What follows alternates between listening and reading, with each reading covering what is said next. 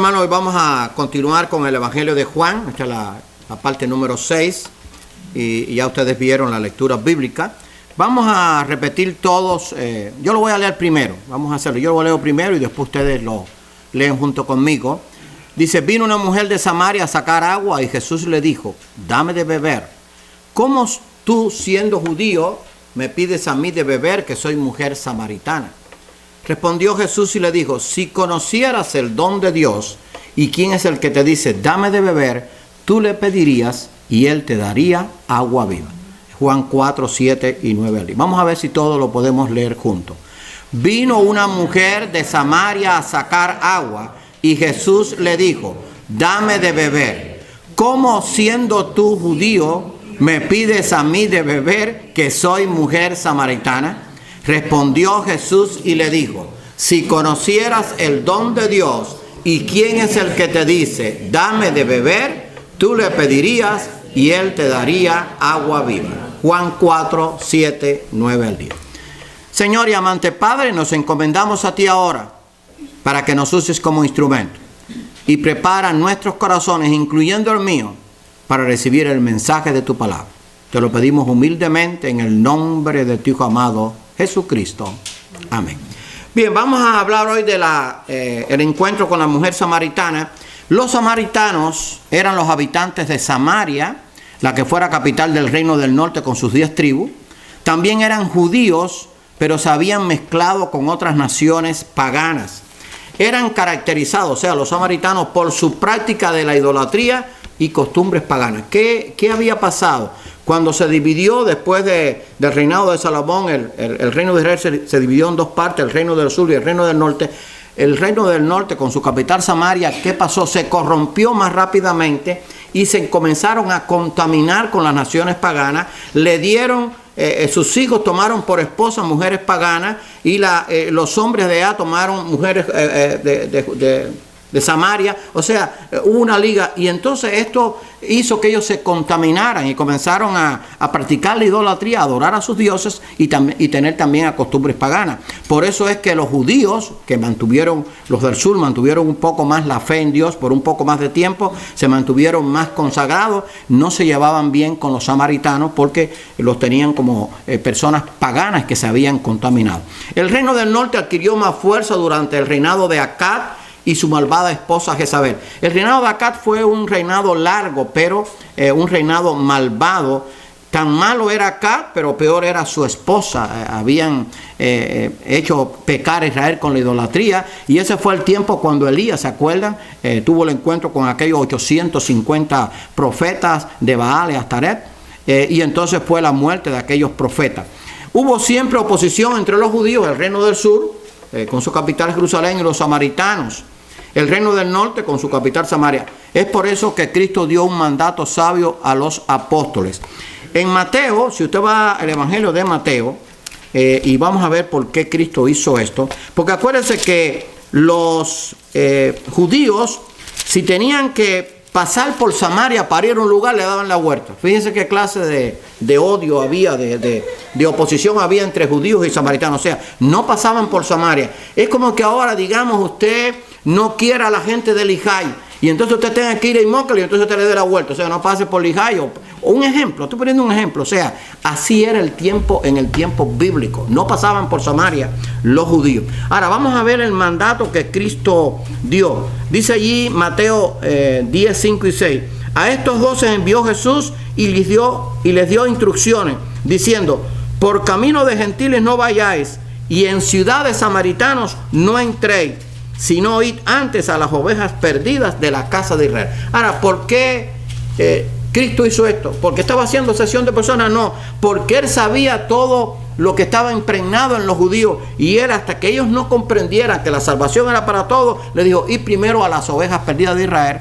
Y después vamos a ver cómo este encuentro con los samaritanos abrió las puertas para que los judíos también le predicaran a los gentiles, o en este caso a los samaritanos que se habían contaminado. Acuérdense que Pedro fue uno de los que más fuerza hizo por nada más que predicarle el evangelio a los judíos, pero sin embargo fue mandado también a los gentiles cuando estuvo en casa de Cornelio. Así que el mandato fue sabio: ir primero a las ovejas perdidas de Israel hasta que ellos comprendieran que el evangelio era para todos. Ahora, Cristo vino a predicar y no a bautizar. De esto vamos a aprender algo.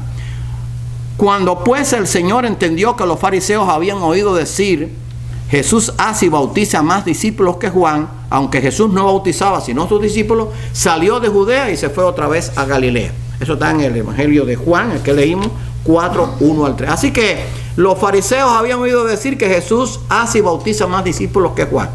Ahora, esto no era verdad, porque Cristo no bautizaba sino sus discípulos. Y esto aprendemos algo: muchos errores se cometen por decir lo que otros dicen sin haberlo verificado. ¿Ven cómo aprendemos lecciones? O sea, me dijeron, no, si te dijeron, averígualo, pero no sigas la corriente. No, me dijeron que fulano está haciendo esto. Sí, pero ¿que tú lo viste? ¿Tienes testigo? Miren, yo tuve muchas oportunidades en que venía a mi oficina a decirme algo de alguien, de un hermano, que oye, pastor, fulano está haciendo esto. ¿Tú lo viste? ¿Tienes testigo? Entonces no hay nada que hacer. No voy a meterme en eso, punto. Tú tienes que traerme el testigo, la persona, y tú también estás dispuesto a atestiguar con esto si hacemos una junta de negocios. Ah, no, pastor, entonces no, olvídate. Ese es el quísime. Entonces mucha gente cree lo que le dice la gente. No crea. Oye, ¿tú sabes por qué fulano no está viniendo? Porque esto y lo otro. Pero tú lo averiguaste. No, pero me imagino. No, si te imaginas, no me digas nada. Entonces muchos errores se cometen por decir lo que otros dicen sin haberlo verificado. Los fariseos no habían verificado que Jesús no bautizaba. Bautizaba a sus discípulos y entonces querían buscar una confrontación diciendo que él bautizaba más discípulos que Juan. Acuérdense que Juan el Bautista era muy querido por todos los judíos, lo tenían como profeta, era el que le había preparado el camino al Señor. Y lo que querían los fariseos, crear contienda. Y a veces se dicen las cosas, esas que no verificamos, para crear contienda. ¿Te fijaste cómo me miró fulano? ¿Qué te miró? No, que me miró atravesado. Bueno, te miró atravesado, enderecer a la vista. ¿Cuál es el problema? Pero ¿por qué me lo dices a mí? El problema es con él, no conmigo. O sea, hay veces que la gente dice cosas para buscar problemas. Hermano, tenemos que crecer en la vida cristiana. Yo aprendí esto. Nunca acepté el testimonio de nadie si no lo verificaba con el otro también. O sea, me hablaban de alguien, entonces ¿qué hacía? Tú dices esto, yo lo voy a llamar. No, pastor, no lo llama, entonces no lo llama, entonces no me diga, entonces no es verdad. No, entonces, sí lo voy a llamar, entonces lo llamaba y entonces veía las dos versiones. Nunca se acostumbre o se adapte a una sola versión, porque puede ser que ese le está diciendo mentira y el otro sea el inocente. Así que estos fariseos cometieron este error. Ahora vamos a ver Jesús y su encuentro con la mujer samaritana. Acuérdense, para entrar en contexto, que Jesús era judío. Era el Hijo del Hombre, era el Dios encarnado, pero vino de la tribu de Judá y pertenecía al reino del sur. Era judío, por lo tanto, desde el punto de vista como hombre judío, también debía tener oposición con los samaritanos. Pero no era así porque era el Dios encarnado. Vamos a ver la humanidad de Cristo primeramente. Y le era necesario pasar por Samaria. Él no le dio la vuelta, él pasó por Samaria. Vino pues a una ciudad de Samaria llamada Sicar. Ahí es lo hermoso de la Biblia es que da datos de ciudades que se pueden verificar con la arqueología, o se han verificado. Yo no sé si ustedes han leído el libro del Mormón. Yo tengo uno en mi biblioteca. Y el libro del Mormón, claro que es una falsedad, menciona una cantidad de ciudades y lugares históricos que no existen. Usted puede verificar todos los lugares históricos que menciona, de geografía que menciona la Biblia, ríos, montañas, montes, porque existieron de verdad. Y por eso dan esos datos. Dice que era una ciudad llamada Sicar, junto a la heredad de Jacob, que dio a su hijo José, y estaba allí el pozo de Jacob, que verdad que lo había hecho. Entonces Jesús, cansado del camino, se sentó así junto al pozo, ¿verdad? Bueno, quiero decir que como Jesús, como Dios encarnado, no tenía prejuicio contra los samaritanos, como los judíos lo tenían. Pero vamos a hablar de la humanidad de Cristo. Dice que Jesús llegó allí cansado del camino. Hay veces que nosotros olvidamos o no lo tenemos en cuenta. Jesús es el Dios encarnado, pero la Biblia me habla del misterio de la piedad. Dice, Dios fue manifestado en carne. O sea, Cristo fue verdadero hombre sin dejar de ser Dios. A veces no entendemos, o sea, el ser verdadero hombre sentía sed, sentía los golpes, sentía el sufrimiento, se cansaba, tenía hambre. O sea, era igual que nosotros en el sentido de su naturaleza. Porque si no, entonces la Biblia dice mentira, cansado. Y muchas veces él tenía sed y bebía. Y precisamente llegó allí cansado del camino y con sed, porque le pidió a la mujer samaritana, vamos a ver, de beber, dame de beber. O sea, Cristo era completamente humano. Hermano, si no entendemos este misterio de la piedad y la humanidad de Cristo, no hubiera podido pagar por mi pecado y por tu pecado. Porque hacía falta un hombre, escuche bien, perfecto, que pagara, cumpliera la ley y pagara el precio que Dios demandaba. Y el único que pudo venir y cumplir toda la ley fue Cristo, que fue un hombre completamente, pero sin pecado. Porque para ir al cielo, yo lo he dicho otras veces, se necesitaba cumplir la ley de Dios. Y como la ley de Dios es buena y no ha dejado de ser buena, hay que cumplirla. Ahora, ¿qué es lo que pasa? Que ningún hombre sobre la tierra, ni en el tiempo antiguo, empezando por Abraham, por Isaac, por Jacob, por Moisés, por todos esos profetas, ninguno la pudo cumplir. Y ni por los apóstoles tampoco. Entonces hacía falta alguien que viniera y cumpliera toda la ley. Por eso cuando usted va al Evangelio, Cristo dijo, no he venido a abrogar la ley, sino a cumplir la ley. Porque había un requisito para entrar al cielo. Había que cumplir la ley de Dios. Punto. ¿Y quién lo estableció? Dios. ¿Lo voy a discutir? No.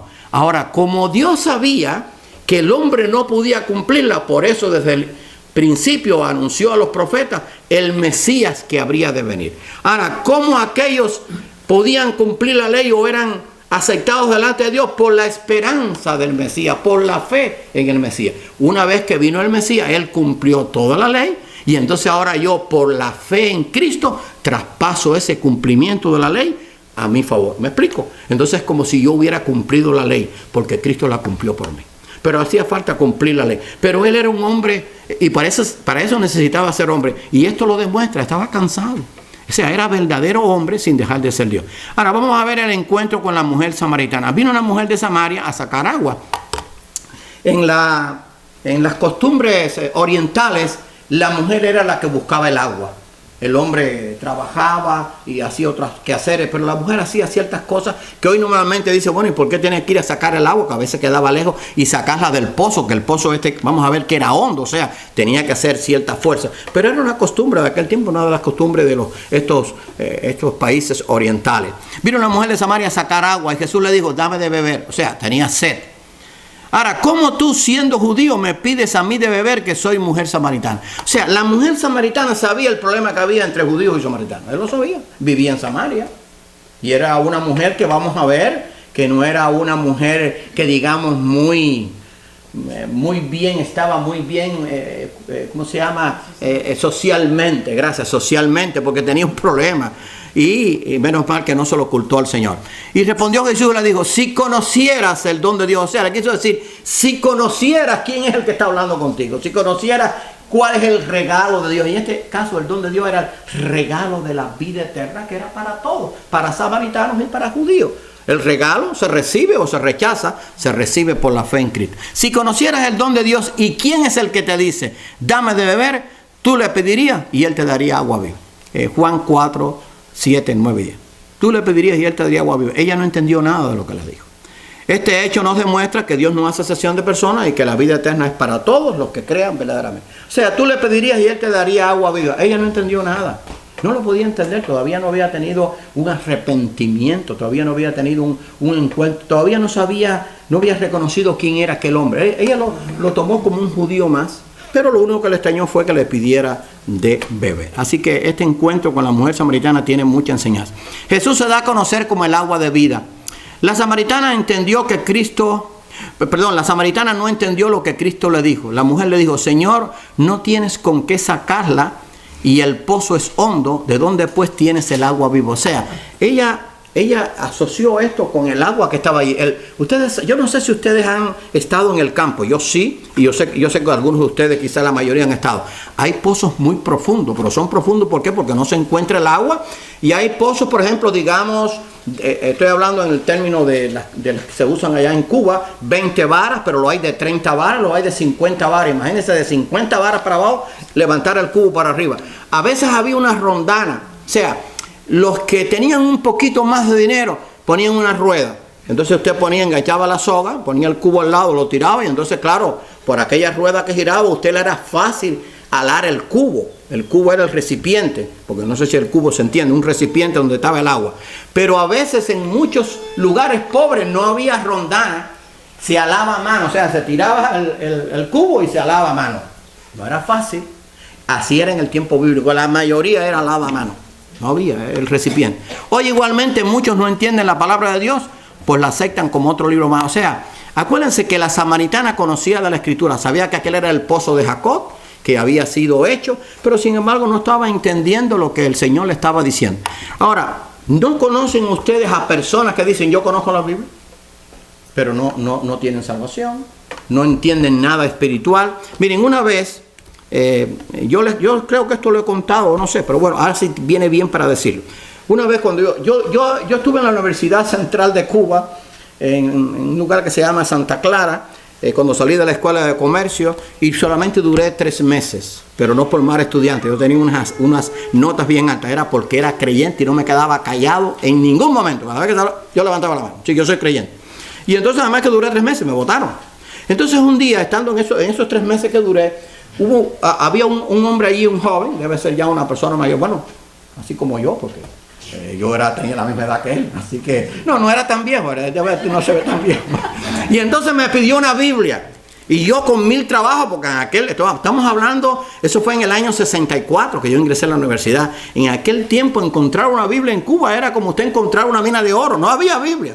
Y yo no sé cómo yo los amarrelé que yo le conseguí la Biblia, porque yo quería que aquel hombre conociera del Señor, y le traigo la Biblia. Y entonces pasaron 1 semana o 2 semanas, y cuando pasan las 2 semanas me dice, oye, ¿sabes qué? Estaba en la universidad, yo no entiendo esto.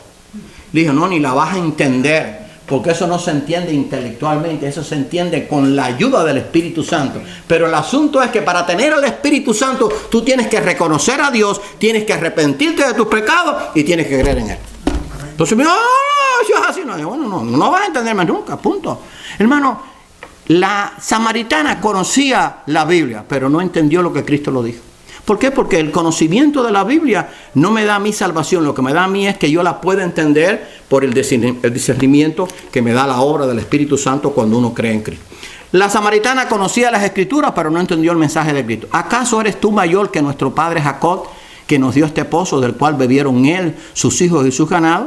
Bueno, esto ya lo había dicho. El conocer la Biblia no es suficiente para poder entender el mensaje de vida eterna que Dios da a través de ella. Hay que depender de la guía del Espíritu Santo. O sea, si usted no depende de la guía del Espíritu Santo, usted no va a entender. O sea, mire, yo le voy a dar un consejo. Y quizás usted lo sabe, pero se lo voy a recordar. Cuando usted vaya a leer la Biblia, lo primero que tiene que hacer es orar. Señor, yo quiero que tú me hables a través de la Biblia. Y entonces comienza a leer. Y entonces busque un lugar tranquilo, quizás en su casa, una habitación que usted tenga. Se puede ir al patio, puede mirar el río, no sé, puede ver frente al mar, pero busque un lugar tranquilo. Entonces, Señor, yo quiero que tú me hables a través de tu palabra, que tú me enseñes. Ahora bien, usted puede comenzar en orden. Usted puede comenzar por Génesis y empezar a leer el Antiguo Testamento.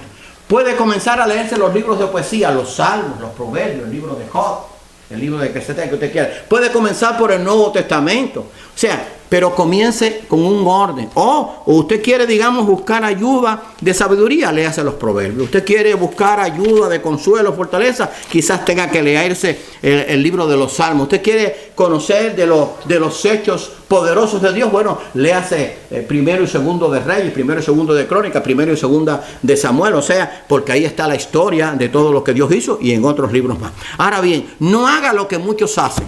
Hacen así, oran, eso está bien. Señor, guíame y háblame a través de la Escritura. Y entonces hacen así, cierran los ojos, abren y ponen el dedo. Eso no lo haga. Dios no obra así, usted me perdona. Y usted sabe lo que le voy a decir, usted lo sabe. Y dice que un hombre lo hizo y dice que abrió la Biblia, oró, y entonces cuando puso el dedo, dice, y Judas fue y se ahorcó. Entonces no, la cerró al momento. Y entonces después, Señor, guíame, le abrió y puso el dedo, y ve y tú haz lo mismo. Se embarcó. Entonces no podemos leer la Biblia así. Dios no obra así. Dios no es un Dios que esté trabajando al azar. Dios es un Dios de sabiduría. Señor, dame entendimiento. Ahora, puede pasar esto, que usted busque la guía del Espíritu Santo y usted empieza a hojear la Biblia. Y entonces de pronto usted se para en un pasaje, eso es diferente. Ah, mira, esto es lo que yo necesitaba, eso sí funciona. Pero no busque la palabra de Dios para que Dios le hable al azar. Busque porque Dios es un Dios de orden. Y usted tiene que también hacerlo con orden. Así que no es suficiente conocer la Biblia. Hay que entenderla. Y eso solamente con la obra del Espíritu Santo. Jesús, el agua de vida eterna. Qué triste que el mundo está pereciendo por falta del agua de la vida. Está sediento. Está hambriento. Cristo es el agua de vida y es el pan de vida. Respondió Jesús y le dijo, cualquiera que bebiere de esta agua, y todavía aquí no entendió, volverá a tener sed. Mas el que bebiere del agua que yo le daré no tendrá sed jamás, sino que el agua que yo le daré será en él una fuente de agua que salte para vida eterna. Entonces fíjese lo que dijo la samaritana, Señor, dame esa agua, para que no tenga yo que venir aquí, o no tenga yo sed, ni venga aquí a sacarlo. O sea, no lo entendió tampoco. Ay, Señor, ese es el agua que yo necesito. Imagínate, tenía que ir todos los días a sacar el agua. Y ustedes saben que esa agua del pozo, mientras más profundo, más fresca. Y entonces en esos lugares que hay un calor terrible. Yo me recuerdo cuando yo iba en casa de mis tías en el campo, no había refrigerador, por lo menos en la mayoría de las tías. Tenía una tía que era un poquito más, de clase media, un poquito más, que tenía un refrigerador de esos que se usaba en el campo, que era con brillantina, que tenían una candelita abajo. No eran de electricidad, eran de brillantina. Sí. Entonces andaba con eso. Yo no sé cómo andaba, pero bueno, andaba. Pero esa tenía agua fría, esa era rica. Vaya, rica entre comillas, ¿no? Pero la mayoría de mis tías no. El agua era del pozo. Pero yo me recuerdo que yo tiraba en el pozo, sacaba el agua ahí, pero qué rica estaba esa agua. Un agua fría, pero fría natural. Porque tú sabes que no es lo mismo el agua fría natural que el agua fría del frío. No es lo mismo. Esa agua fría natural usted le refresca. O yo iba al río, cuando los ríos no estaban tan contaminados y sucios como ahora. Y entonces yo buscaba un arroyito que corriera. Oye, yo me sentaba ahí, tomaba esa agua y qué rica era esa agua. Dulce, fresca, fría. Porque estaba allí con las árboles arriba. Hermano, la mujer dijo, bueno, me la pusieron, voy a tomar un agua y no voy a tener sed jamás. No había entendido, pero después sí, gracias a Dios. La mujer samaritana reconoce sus pecados. El problema es que todavía ella no había reconocido sus pecados. Y entonces, como no habían reconocido sus pecados, no había arrepentimiento. Y si no hay arrepentimiento, no hay búsqueda de Dios, ni hay tampoco nuevo nacimiento. Jesús le dijo, ve y llama a tu marido. Imagínate usted. Ven acá. Y respondió la mujer, le dijo, no tengo marido. La mujer fue sincera. Y Jesús le dijo, bien has dicho, no tengo marido, porque 5 maridos has tenido y el que ahora tienes tampoco es tu marido. Oye, la mujer era de ajá, o sea, era tremenda. Y entonces dice, y el que ahora tiene no es tu marido. Esto has dicho con verdad. El reconocimiento del pecado no puede, sin reconocimiento del pecado no puede haber verdadero arrepentimiento. O sea, ella no ocultó nada. Ella pudiera decir, bueno, ahora tengo un enamorado. ¿Sabes que eso se usa, no? Tengo mi pareja, sí, pero esa pareja vive juntos, eso no son parejas. O sea, tengo mi novio, sí, pero mi novio se acuesta contigo en el cuarto. Eso, entonces no es tu novio. Entonces, más que tu novio. No, el matrimonio, Dios lo estableció para entonces tener relaciones y poder tener hijos. Pero hoy en día no, hoy en día entonces se ha violado. Pero ella reconoció todo. Dijo, no tengo marido, porque es verdad que el que estaba al lado suyo no era marido, no se había casado con él. Y dice que 5 maridos habías tenido y esta tampoco es tu marido. O sea, la mujer era una pecadora, pero lo reconoció. Por eso yo siempre digo que no hay pecador que venga arrepentido a Dios, que Dios no lo perdone. Si se arrepintió de corazón, por supuesto.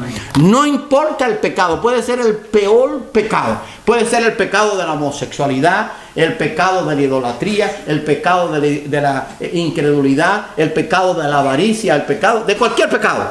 Dios, si la persona viene verdaderamente arrepentida, Dios lo perdona. Y eso fue lo que pasó con la mujer samaritana. No le ocultó nada y entonces reconoció su pecado.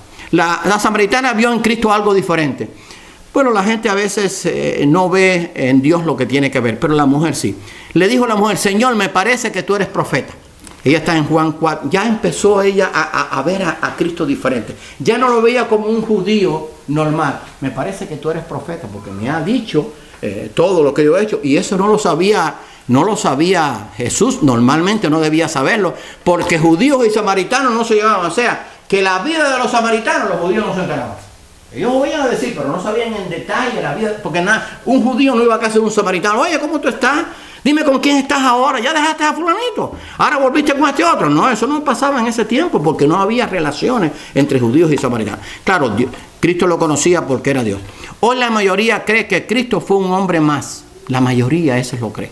Usted le pregunta a un ateo, dice, no, sí, Cristo existió, fue un hombre revolucionario, algunos dicen, fue un hombre sabio, fue un hombre que predicó principios buenos, que dijo cosas buenas en su tiempo.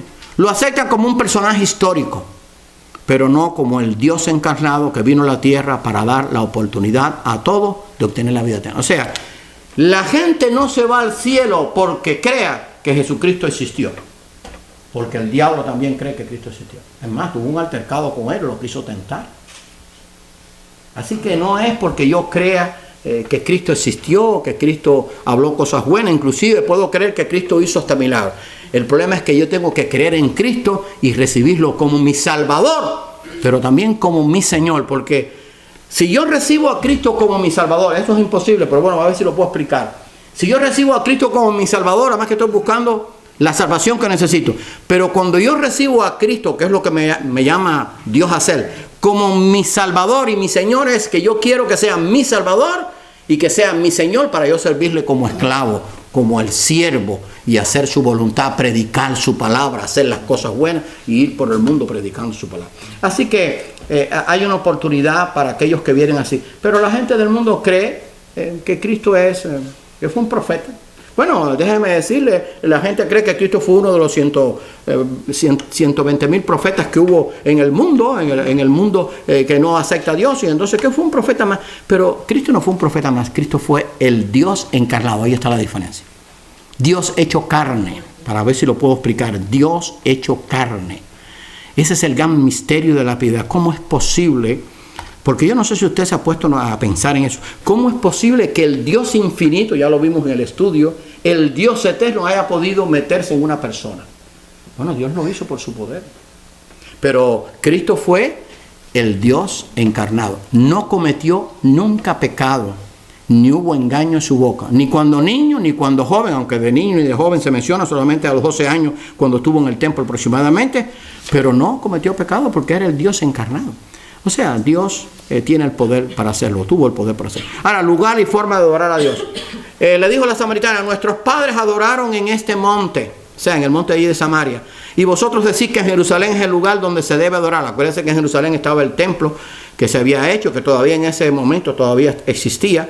La hora viene, le dijo Cristo, cuando ni en este monte ni en Jerusalén adoraréis al Padre. Mas la hora viene, y ahora es, cuando los verdaderos adoradores adorarán al Padre en espíritu y en verdad, porque también el Padre tales adoradores busca que le adoren.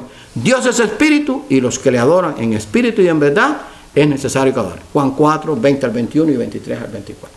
Bueno, la mujer le dijo, bueno, nuestros padres dijeron que en este monte se debe adorar, ustedes dicen que se debe adorar en Jerusalén. Y Cristo le dijo, la hora viene cuando ni en este monte ni en Jerusalén adoraréis al Padre. Porque Cristo estaba hablando y estaba profetizando algo que no entendió ella de el ataque de los romanos, cuando en el año 70 destruyeron Jerusalén, destruyeron todas las ciudades, destruyeron también todo aquel territorio, incluyendo Samaria, todo aquello, y destruyeron el templo y se llevaron cautivos a los judíos. Mas la hora viene cuando los verdaderos adoradores adorarán al Padre en espíritu y verdad, o sea, en cualquier lugar, pero hay que hacerlo de corazón. Y dice que el Padre tales adoradores busca que le adoren. Porque la iglesia, lo que es el templo, la edificación, hay que tenerla para reunirse. Pero la adoración a Dios tiene que ser en espíritu y en verdad, o sea, en todo lugar. Yo puedo adorar a Dios solo en mi casa, puedo adorar a Dios cuando estoy manejando, puedo adorar a Dios cuando estoy trabajando, puedo adorar a Dios cuando estoy con mi esposo, cuando estoy solo. O sea, la adoración a Dios es una actitud de mi corazón hacia Dios, de agradecimiento a Dios. Señor, te adoro por lo que tú eres, te adoro porque me has dado vida eterna, te doy gracias porque tengo la seguridad de que voy a ir al cielo el día que tú me llames. O sea, y entonces dice que Dios es espíritu y los que le adoran en espíritu y en verdad es necesario que adore. Por lo tanto, mi adoración a Dios tiene que ser espiritual. Vea, por deducción lógica. Dice que Dios es espíritu y los que le adoran en espíritu y en verdad es necesario que adore. Yo tengo que tener una adoración espiritual. Yo he tenido que hablar con muchos hermanos que no han estado de acuerdo conmigo, pero hemos hablado, hemos conversado.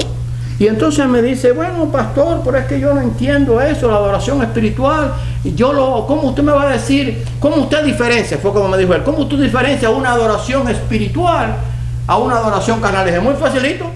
Si cuando se hace la música me mueve la carne, es carnal, punto. Porque si la música que se toca me da por bailar. Yo fui un bailador en mi tiempo, déjeme decirlo, cuando tenía 15 años. Me encantaban los bailes. Así que si la música me mueve la carne, ya entonces no es espiritual. Tan sencillo como es. Entonces me vienen con el cuento. Con el cuento no, con un hecho real, pero que está mal interpretado o tienen mala información. No, porque David danzaba. Sí, pero aquellas danzas ninguna fue en el templo. Verifique usted a ver si alguna vez se danzó en el templo. El templo era una reverencia absoluta. Miren, les voy a contar esta experiencia. Yo estuve... Saben que yo estuve en Jerusalén, pero no en la Jerusalén que está allá. Yo estuve en Jerusalén, en Holy Land, cuando todavía estaba al principio, que estaba bien enfocado. Y me recuerdo que entré a la parte del tabernáculo. Me acuerdo que cuando aquello estaba David, mi hijo, con mis nietos. Pero hermano, yo no sé cómo ellos lo hicieron, porque era dirigido por judíos en ese tiempo, no sé ahora. Y cuando entramos allí, que se tuvo la presentación, ellos nos explicaron, yo me quedé asombrado. Había una reverencia en aquel lugar, pero absoluta. Casi no se oía ni respirar la gente. Y mis nietos se quedaron tranquilitos. Bueno, así era la adoración en el templo. O sea, el templo no se podía entrar con guachanga, ni con escándalo, ni con bulla, ¿no? Dios no lo permitía. Entonces, la adoración a Dios tiene que ser en espíritu, que me salga del alma. Pero algunos dicen, no, por esto me sale del alma. Sí, pero es que, mijo, te sale del alma, pero estás moviendo los pies, y estás moviendo la cabeza, y estás moviendo la cadera, y estás enseñando lo que no tienes que enseñar. Entonces no te sale mucho del alma, te sale de otra alma, que es el alma carnal. ¿Me explico?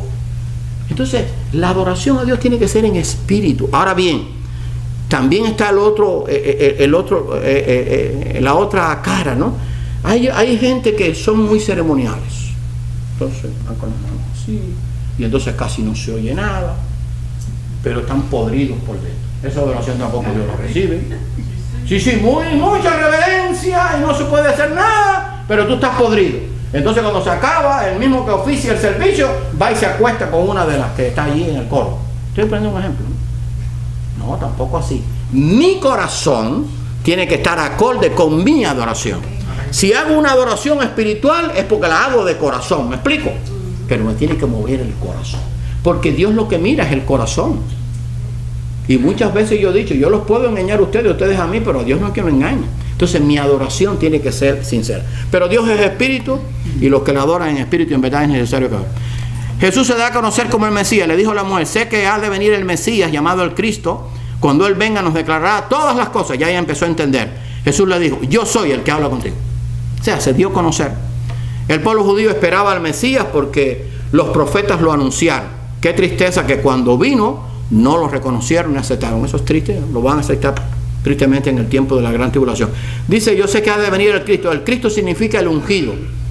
Si usted busca eso, el significado que tiene es el ungido.